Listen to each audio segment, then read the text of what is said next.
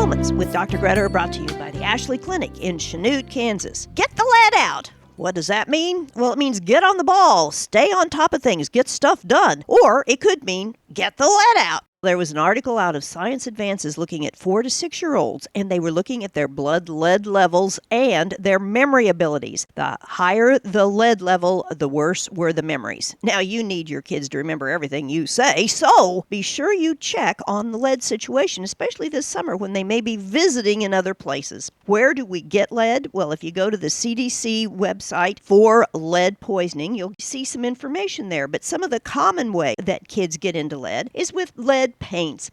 Now, we have been very fortunate since about 1960. A lot of the paint for houses has been taken out. But if you have any antique toys or furniture, and incidentally, antique toys and furniture may be before 1960 because they might have lead paint on them, your kid may be at a risk. Also, gasoline, we've been very fortunate that they've gotten the lead out of a lot of that and a lot of the plumbing. But if you are visiting an old shed or maybe some other property that might have some old plumbing, your child may be at risk. Now, what do you need to do? Well, take those shoes off. When you come inside, teach everybody to take their shoes off because you don't know where the feet have been and what they're going to bring in. Also, washing the hands. That is the huge thing. You got to wash those hands before you eat or basically touch anything, and then after you eat and touch everything. So teach that hand washing. Well, some of the other things that can have lead in it are things that have come from overseas, like sidewalk chalk, vinyl window blinds, and other types of decorative paint or dishes. Be sure you do not sand anything that has potential paint on it because that will just stay in the environment. So the important thing is get the lead out, but keep the hugs in.